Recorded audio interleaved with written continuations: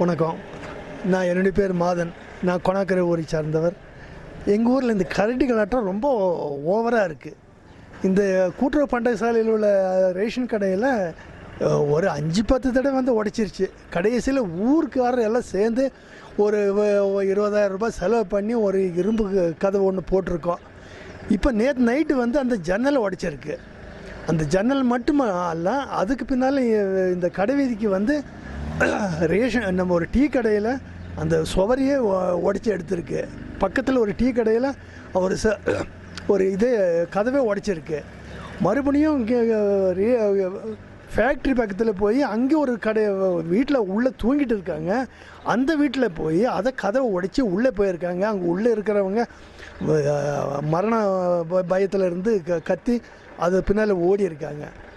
அதனால் தயவு செஞ்சு இந்த ஃபாரஸ்ட் டிபார்ட்மெண்ட்டுக்கு சொல்லியிருக்கோம். அவங்களும் வந்து காலையில் வந்து எல்லாமே பார்த்து ரிவ்யூ பண்ணிட்டு போனாங்க.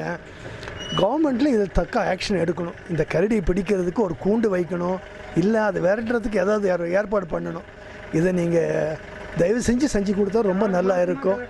இது ஒரு 6 வருஷமாக ஒரு 6 மாதமாக இந்த இது தொடர்ந்து நடந்துக்கிட்டே இருக்குது. ரொம்ப நன்றிங்க, ஹெல்ப் பண்ணணும் நீங்கள். ஓகே. நம்ம பேர் நெஞ்சன். நம்ம இந்த கொணாக்கர் ஊரில் தான் நாங்கள் இருக்கிறோம். கொணாக்கர் ஊர் 300 வீடு இருக்குது. ரேஷன் கடையில் வந்து ஒரு ஏகப்பட்ட கரடிகளால் ஜாஸ்தியாகி நாங்கள் வனத்துறைக்கு ஏற்கனவே சொல்லி அவங்க வந்து அப்புறம் கூடு வச்சு பிடிக்கிறேன்னு சொன்னாங்க, வந்து பிடிக்கல. ரெண்டாவது நாங்களே இந்த நைட்டில் போய் ரேஷன் கடையில் வாசலில் நெருப்பு வச்சு நாங்கள் காவல் காத்துட்டு இருந்தோம். இப்போ கடை வீதிக்கெல்லாம் வந்து காந்தி சிலை அண்ணா சிலை இருக்குது, அந்த இடத்துலலாம் வந்து டவுன் மாதிரி இருக்கிறது வந்து கடையில் ரொம்ப கலாட்டு பண்ணிகிட்ருக்குது.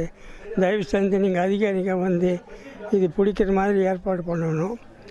ரொம்ப கஷ்டமாக இருக்குது. எல்லாம் பயப்படுறாங்க, ஊரில் வெளியே வர்றதுக்கே பயப்படுறாங்க.